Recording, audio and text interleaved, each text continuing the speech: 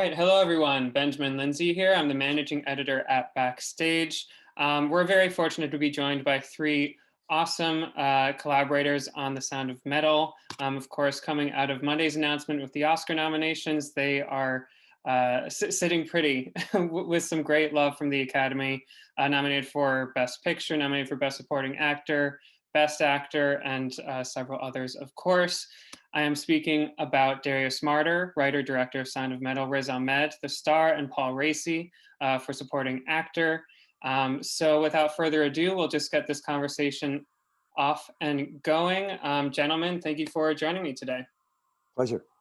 Yeah, great to be here. Nice to meet you. Nice to meet you. Nice to meet you. And yes, glad to see that everyone is staying well, taking care of themselves. Obviously, we're meeting over Zoom, which has just very quickly become the new norm over the last year of connecting, but I am very happy to connect, to say the least.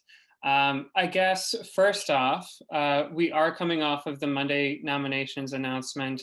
Oscars are the big one, but you've gotten a whole lot of love from various other award bodies over the last few months. What's it been like just to see the way that people have been responding to this film since it made its Amazon Studios premiere? Oh man, who should take that? Darius, Marder, Darius. Well, yeah, I mean, I would say as far as like a rollout of a movie, this is a pretty unusual one, just given the fact that it was kind of interrupted by a pandemic. You know, we premiered and then it's been crazy. Like it kind of had to go quiet for a bit. And then you wonder, what is this world? How will the movie, you know, we had to kind of go through that in real time. And that was just the timing of this. And so we didn't quite know, you know, Toronto was a wonderful festival. It got a great reception, but then it goes a little quiet because we didn't release the movie. So we didn't really know. And then, you know, when it started, the cool thing about this process with this movie is that I think it hit everyone as this little movie they didn't see coming, you know, and so we got to kind of feel that at the same time, like this sense of, how is this hitting the world? Oh, you know, I think people are feeling it. You know, I think, oh, that person's feeling it, or these people are feeling, oh, that's great. And it was a very kind of slow, organic process of recognizing that maybe this thing that we made together really was going to be felt. And you don't ever really know that. And you hope, of course, but you don't know. And it's been profound, man, to feel that, you know, obviously in the wake of Monday and the Oscar announcements, that's kind of the ultimate, you know, if you ever get to have that moment together as a group of creators and share in that, that's pretty wonderful. Absolutely, I can only imagine. But profound is the word. Profound is the word over the way people have been responding to this. Darius, to get right into it, I know just in reading up on kind of the pre-production life of this film that casting was of the essence for you, that you really went through hurdles to determine the right actors, the right actresses to bring these characters to screen, sometimes even scaring actors away from the project in the process. Can you talk a bit more about what that process was like for you, why it was so essential to finding the right people to play these roles, and then of course, how Riz and Paul came into the fold? Well, yeah, they only came into the fold because of that process. That's the cool thing. And I like the interesting dance. You know, it's like, you're like, hey, want to get in this boat and see if there's land over there? It's going to be great. We might die. You know, it's kind of like that. And if you're going to get in the boat to see if there's land over there, if you get in the boat with the wrong people, you're in deep trouble, you know? So this was like that. This movie was very audacious in its way, always by design. I only wanted that version of it. I didn't want any other version, and I wasn't going to make any other version, and I didn't make other versions, or they didn't get made, which is great. But the, you know, so it was incredibly important that I found actors that wanted this ride and a process that is very scary and vulnerable and like kind of unwieldy by design, which is to say a high wire act, and a commitment, like an absurd commitment. So yes, I did scare actors, I think. The ones that got, you know, everyone should have been scared, but then what it does is it separates those that have kind of good fear or bad fear. Like there's some fear that we are hungry about, you know, we get that good fear and we get excited by it. That's Riz and that's Paul. You know, there's other people that have that fear and they shrink away or they run away, you know, and that's another thing, you know, and there are two different kinds of fear. And I think that when you meet fear with courage, it turns into something extremely positive. So I just wanted that experience. And I really found it ultimately, especially with these two guys, through an incredible, like years long process, 6 years of casting, 5-6 years of casting. It's wild. It's wild, but obviously so worth it in the end to go through those hurdles. Riz, you were at this point in your career coming off of some larger projects with Rogue One and Venom. You had the Sisters Brothers, the OA. Why did Sound of Metal feel like the right next step in your path as an actor? And as a follow-up to that, I know that you kind of cut your teeth in the indie film circuit in the UK. Did it feel like coming back to your roots at all in that sense as a performer? Yeah, I mean, I was just itching to do something that would be overwhelming, be immersive, and I could go all in. I was really grateful to have done some bigger projects than I was used to doing, after The Night Of and Rogue One and Venom and Bourne. And I'd certainly learned some new things and kind of stretched myself in some other ways there. But, there's kind of nothing like doing um, a really ambitious project against the odds with not much time or resources that is really just about kind of character, you know, the camaraderie on those projects, the challenge of it, the thrill of it. And I was just itching to do that and to kind of go back to stretching myself in that way after having done some more technical work on some of those bigger movies. So I was really looking for that. And also, I guess, you're always on some level looking for a collaborator you can really click with. And with Darius and I think we just met straight away. We just really connected. It was a meeting of minds that we both look for stuff that is going to throw us off balance, so that we can lose ourselves in it and feed our obsession, with this thing we do. And so yeah, it was I think looking for that challenge and looking for that chemistry with a collaborator that really pulled me in. Absolutely. And Paul, I feel like you are such a glass slipper fit to play this character of Joe. He's one of my favorite characters of last year and such a warm beating heart behind this film. How is it that this opportunity was presented to you? I know much more about the way that Riz came into the fold, but did you have to audition? Was it presented to you? Tell us kind of the early stages of your experience with Sound of Metal. Yeah, there was a process. I just was made aware of this opportunity. I have a scene partner out here in Los Angeles that when I have, everything's put on tape out here and I work with her and you submit your audition videotape. So I did that and just went on with my life, just minding my own business here in Los Angeles, trying to take care of business. And then, so things happened. But when I read the script, I knew that it was sensitively written, it seemed authentic to me. And although I've had a lot of the similar experiences to this character, Joe, what really struck me was Joe's spiritual philosophy. And I've said this before, I grew up in Chicago as an altar boy, did the mass and all that, and the Roman Catholic. And Joe's philosophy was almost a little bit opposite, because, in Catholicism, heaven is up there and God is up there, and you pray to God up there to bring you something down here on earth. And Joe's philosophy was about the kingdom of God being right here. When I read that line, because I had, through my spiritual advisors or gurus that I met in Los Angeles, had made that shift of consciousness to realize that the God that I communicate with or commune with is right here. And if you want something to be manifested, it comes from the within to the without, not the opposite way in my life. So when I read that, I thought, oh God, this guy, he is the classic mentor, the classic 12-stepper, the classic handing out assignments, like go in the room and write on a piece of paper. All the addiction programs that I've been through as a patient and as an advisor in different programs, Joe's a classic. So I think that's what you're talking about, that warmness, that father figure, that mentor.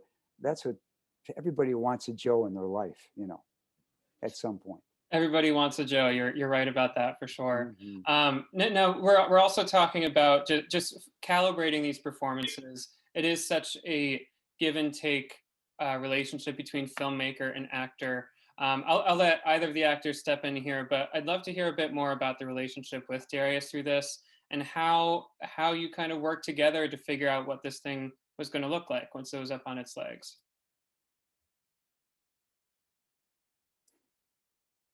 Oh, come on, guys. Really? Really? So he asks you to talk about me and you go quiet for the first times in your life? Sorry, I thought you were saying talk to. I thought you were asking Darius to No, talk. You're asking I'm not to talk asking about Darius. Yeah. Oh, God, really? I gotta do that I, again. Classic. I can start assigning the Darius questions. Marder was born in Massachusetts in 1941. Yes. No,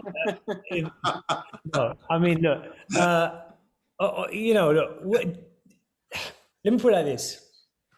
Darius is insane in the best possible way that is possible to be insane. And that's because stuff that you think shouldn't be attempted and can't be done, he is adamant will be done. And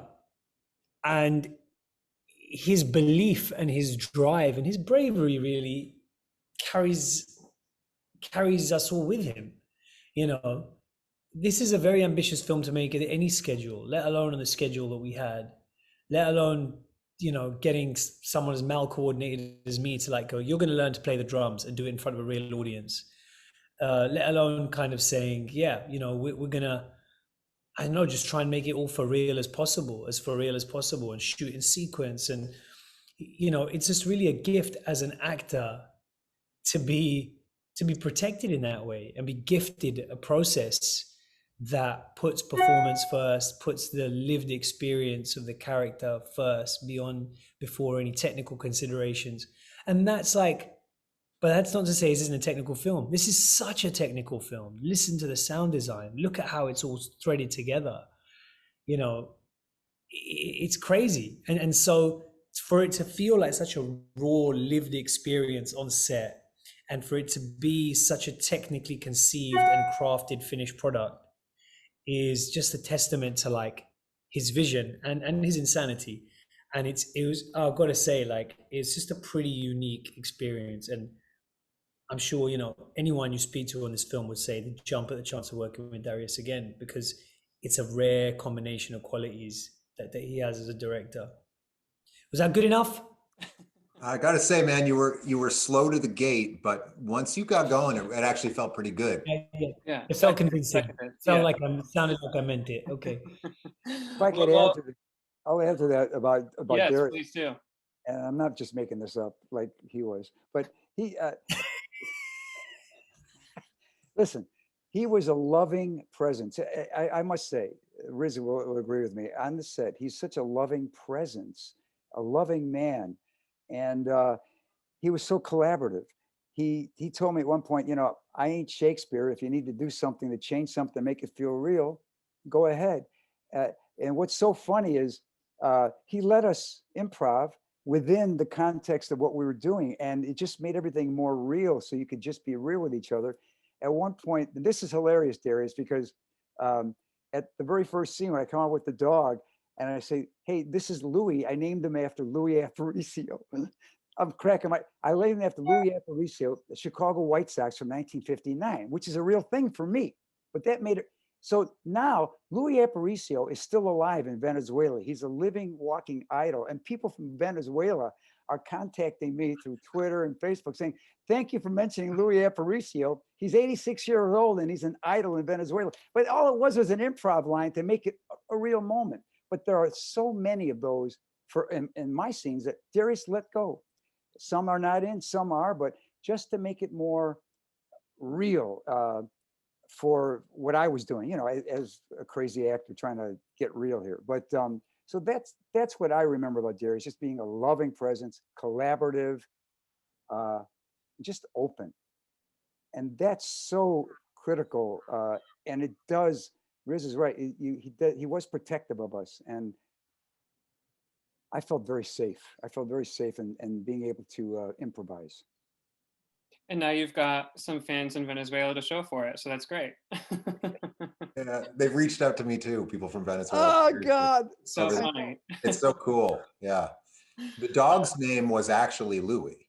Yeah, Louis. And And so you had an email that referred to Louis Aparicio. So this was like a real, like, this wasn't like a subtle little love affair that, so but that stuff about bringing yourself, it's an interesting process. It's really a wonderful, there's a kind of cool Zen-like process in this, in the sense that when you spend this long preparing a film and you write a script, syllable for syllable, the commas, the everything, over years and years and years and years, to be able to say, yeah, trust your instincts with that thing that you've honed so carefully. It's wonderful what that does internally, not just external to the person, because internally you can't say it unless you mean it, because what you're doing is you're saying, not only do I trust your instincts, which in the case of these guys, I really do, but you can know that because I'm doing it with this, this is the most precious thing in the world to me, and I'm giving it to you. And so it becomes a really reciprocating process, because I think that that thing is felt. And trust isn't something you say, it's a walk you walk. It's real. It has to have stakes. It has to have teeth. And it really is a wonderful process to have a real collaboration. Certainly. Well, Go ahead, Paul, go ahead. are you jumping in there? The funny thing about it is when I said that line about Louis Aparicio, Yeah. I'm talking to two Brits. I'm talking to Right. No idea what he was talking no about. idea what baseball is, anything about it. And they look at me like I'm No, but that's in the movie. Like, I had a crazy person who's talking gibberish. It was the best. Olivia's character, she's like, okay. It's so funny. I'm sorry, I cracked myself up, but go ahead. No, it's great. It's great.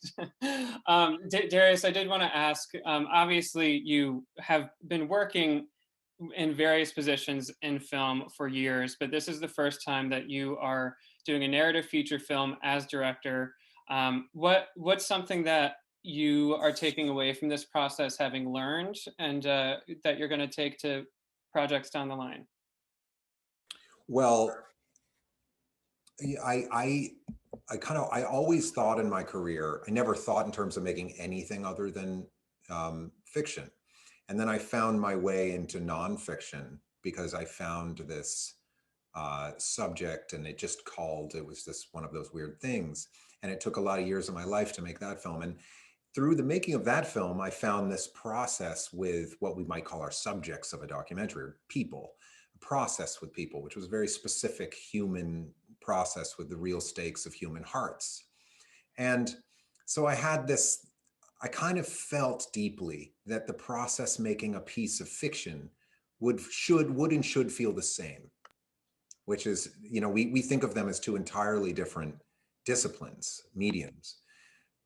But I felt like they should be the same, in the sense that ultimately it's about connecting or establishing a scenario where you can connect with a real human heart and start to have that interchange. And I would say in the making of it, I not only found that I really honed that kind of conviction. I found where those limits were. It's a fascinating thing about boundaries, because if you are engaging in that process, and the process we're talking about truth, and I mean about trust, it's not like you can't say do whatever you want. I'd never do that. This is a very written film, and it's not like people can just do whatever they want. That's really about putting boundaries up, knowing when to pull back, and all those things.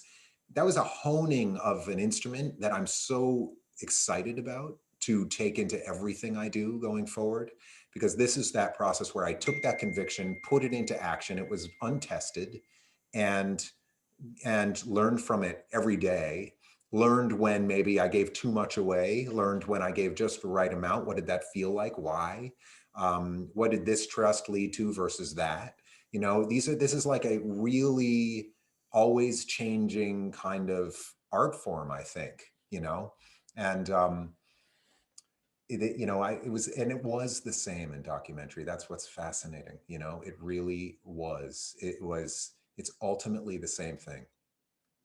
Really, really interesting to hear about all that. And Riz, I know that in navigating this performance and in working with Darius, one of the things that, based on what I've read, it's fair to say that maybe you butted heads about it at first, was the fact of watching dailies at the end of the day, that was something that used to help you in your performance, and then that was taken away in this.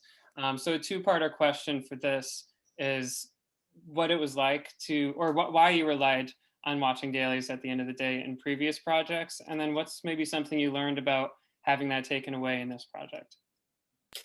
I think, Ruben is a character who's trying to control his life, and he's an addict, and addiction's about control. And I think, a role finds you for a reason. And the same lesson I think Ruben had to learn, which is to surrender control, is a lesson that I had to learn. I think usually that's what happens. Your journey as an actor on a project mirrors the lessons that are being learned by the character, that you're playing. I felt that I think probably just having done some more of the kind of bigger, more technical movies back to back, that was a kind of new experience for me, coming off of 10 years of just doing very, kind of more intimate indie films in the UK. And so I guess I was pretty like, I guess reliant on just watching dailies to like understand how it all fit together almost, or doing more technical stuff like action and so I guess I developed a habit of leaning on it over the those 3 years or so, and I was convinced that it would help me. But of course, on a project like this, you've got a character like Ruben who's losing control. You as an actor should also be off your center and off balance and not in control. And so I thought that was very wise of Darius. He said to me, "I'm not going to enable you," as though it was an addiction. And at that point, I realized, okay, so just in the same way that Ruben has to relinquish that control, so do I. And I think that just speaks to part of this process, which is like was quite meta in a lot of ways. We were kind of living through a version of it as filmmakers and collaborators. The interesting thing with Riz though is like, and when something registered like that, like I won't be your enabler. What's really wonderful about Riz is that if it's right, if it's true, like that was just true. That was that scenario. And so Riz dropped his whole agenda in that one moment and just went, oh, fuck, that's true. And that's what's amazing. Now, that wasn't all, like if you, Riz, you're always like scanning everything and analyzing. Like if I always, sometimes I imagine peering through Riz's eyes and it's like, and he's like cross-processing and if you sense that doesn't have that foundation of truth, you don't go with it. Like, I think that's what's great. That's what a push and pull is. And so you challenge me to, if I'm going to suggest something, I better damn well have that foundation of truth, because you're not going for it unless it doesn't. So I think that's like, you would only do it if it was like exciting, interesting, and really on purpose. And that's a really cool collaboration because it pushes me to be on my game. Yeah, I mean, the best collaborations are going to be mutually challenging. You're challenging each other to be better, to step up to the plate. Love hearing that. I also wanted to ask something that this film does so well is not just finding the truth in performances, but casting authentically. The involvement of real deaf and hard of hearing performers in this adds an authenticity to those scenes that I think otherwise would be lacking, and that we can see lacking in other films. Why, maybe Darius, I'll start with you and then go down the line, but in what way did their involvement kind of enhance your experience of the film and enhance the story that you wanted to tell? Yeah, and that gets back to the documentary of it all also. It's not a film I would ever have made without a real deaf community. That just seems so crazy that anyone would ever make that. I mean, it's just stupid. It's not even about even the ethics of it. It's totally wrong to imagine impersonating a culture and a people. But it's also just boring and horrible, you know, like it was so alive to cast people. So here's the thing. The idea in the film is to show just a splinter, because it's such a huge word. Deaf culture is just a massive word. So to show a splinter of the fact that deaf culture isn't a monolith, and the film really looks to do that. And by that I mean, you know, there's a house of deaf addicts.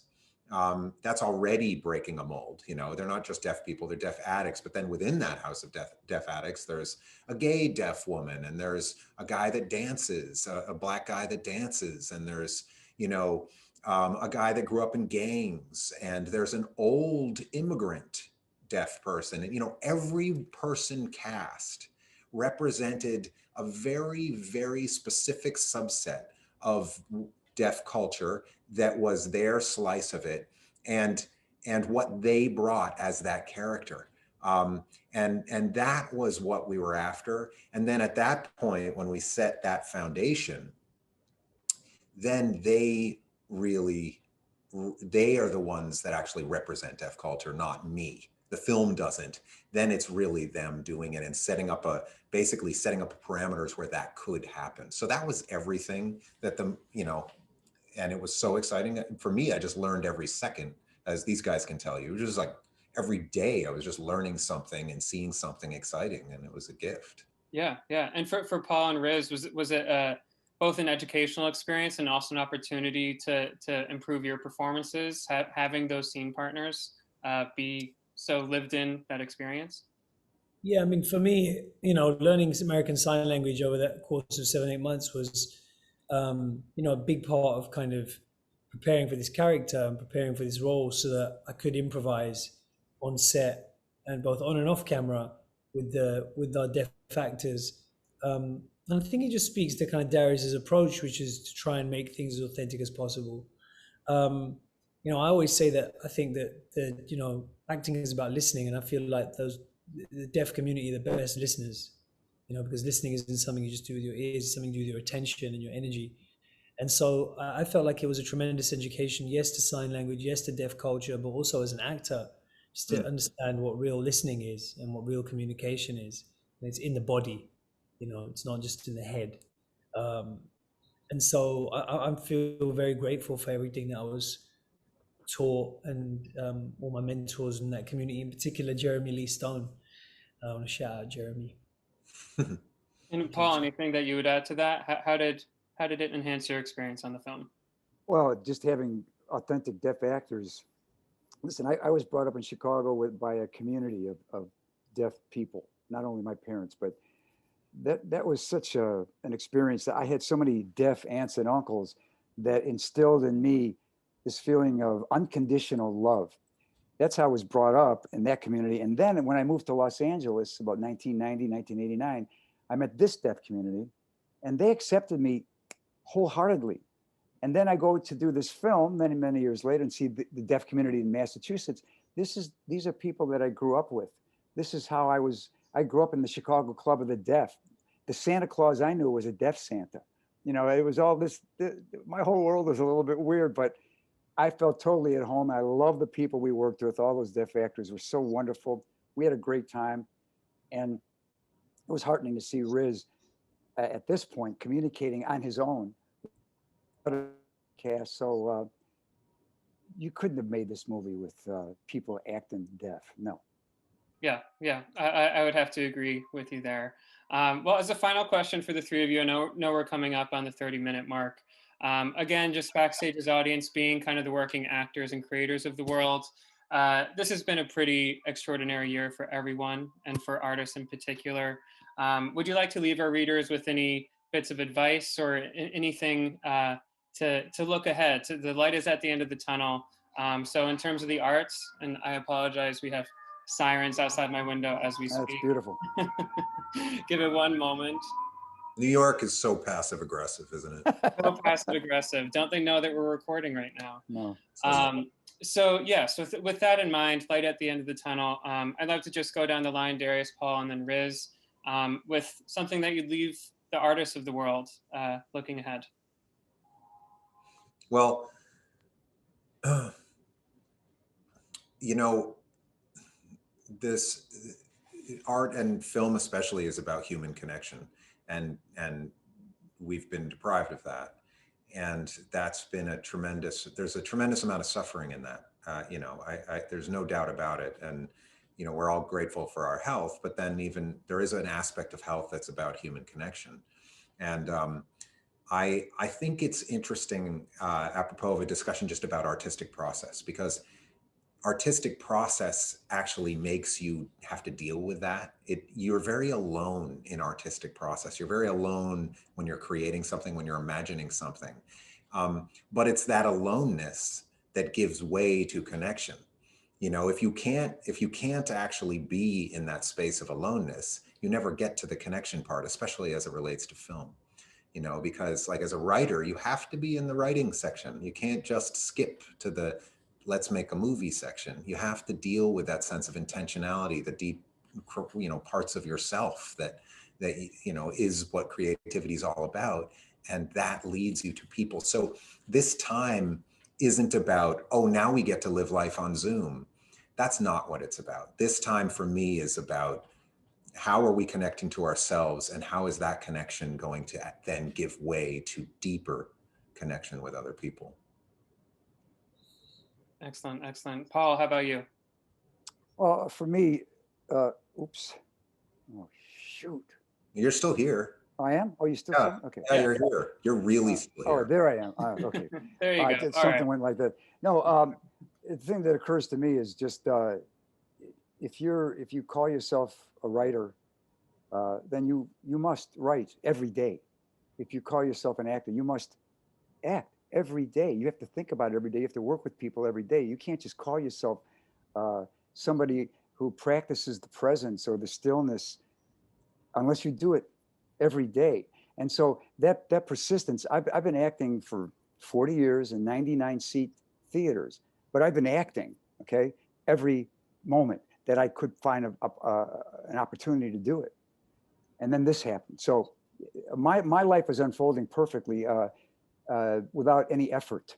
And but the thing that I have to do is practice the art of who I am every day. And that's all I would, if you need any advice, just if you call yourself something, then be it and do it every day. Yeah, and you're absolutely a living testament to that. Congratulations again on this well-deserved Oscar nomination. It's Thank crazy you. that it's happening 40 years in, but very happy to see it. Fine with me. Yeah. And Riz, how about you sing us out? What would you send the artists of the world during this time? This is just going back to the film, you know, Sound of Metal is about how a health crisis throws your life off track, throws you into a kind of lockdown, into a purgatory where you're forced to reassess what really matters. You're cut off from the stuff you really love.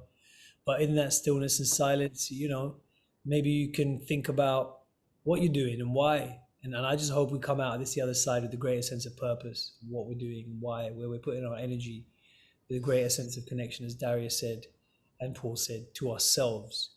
You know, I think that's where the real change starts. We're at a time where so much stuff in our society we're realizing needs to change. I think the real change has to start in here. So, yeah, at this point we play Man in the Mirror and roll credits.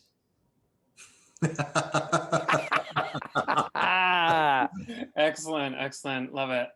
Great. Well, this has been such a treat to Riz reconnect with you. You're on our cover next week, of course, and then Paul, Darius, to make your acquaintance and pick your brains a little bit. Thank you for your time, and congratulations on Sound of Metal. Love Backstage, by the way. Like, man, that marks my whole life. Backstage. Really? Oh, yeah. The day, yeah. Yeah. Well, thanks so much. All right. Thank you. Everyone. Thank you so much. All right. Bye-bye.